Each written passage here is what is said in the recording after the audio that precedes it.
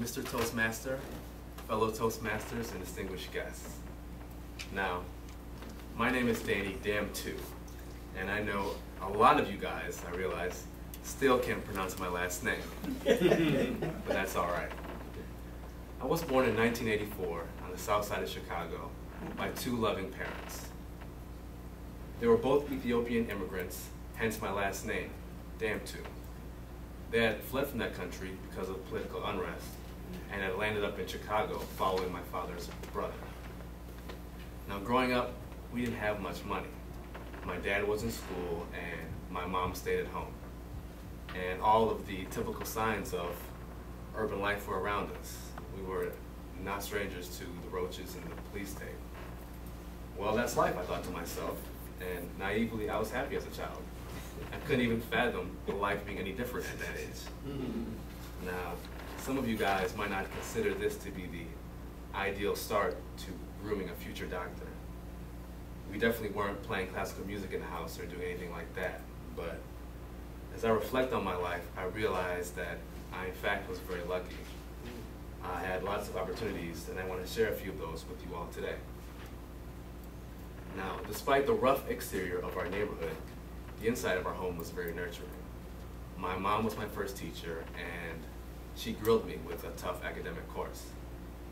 But because of her guidance, I tested into the finest secondary school in Chicago, Edison Gifted Center. And so from the age of 5, I was waking up at 5:30 to travel all the way across the city to the north side to get to school by 7:30 a.m. Now, the contrast between my classmates at Edison and my neighborhood friends couldn't be any greater, right? While my neighborhood friends would talk about things like different gangs and haircuts, these nerds at Edison, which I eventually became one of, were planning their repeat city championship in Science Olympiad. And another student was planning his speech for the Million Man March later on that year. And this was my first lesson in dealing with different types of people. Eventually, we moved to a better neighborhood, and my parents enrolled me in the local school system. And it was a big difference. It was a lot more fun and relaxed, and it wasn't as academic. By the time I'd gotten to high school, I had drifted away from a lot of those formative lessons of my youth. I was on the baseball and basketball teams, and even though I couldn't jump really high, I had a nice jump shot. And in fact, I was the best three-point shooter in our region at the time. And so back then, I was just more concerned about having a good time. Randomly, one day, I was introduced to my friend's father, whom was the first very successful black man I'd ever met. And Dr. Hill was a family practice physician. And I'd never seen a black doctor before. It was strange and ironic, but also intriguing to meet Dr. Hill.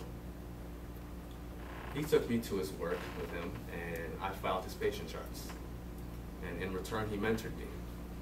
He taught me about diabetes and hypertension and other diseases. And at the time, I was inspired by Dr. Hill. I wanted to be just like him. He was my role model. Currently, I'm a medical student at Johns Hopkins, which is why I'm in Baltimore.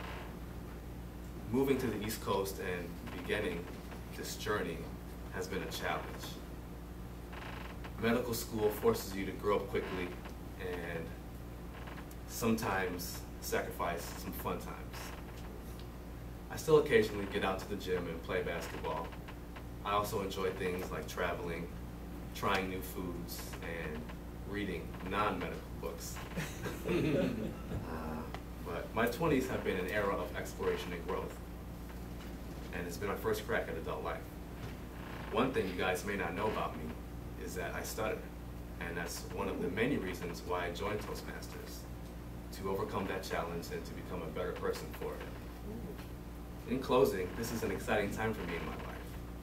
I've learned a lot about myself, and I'm building on those lessons. I've learned about the value of strong parenting skills. I've learned that by appreciating the differences in others, you in turn learn more about yourself.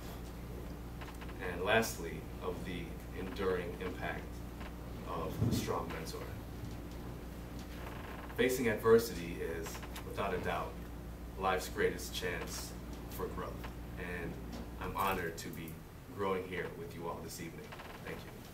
Yeah.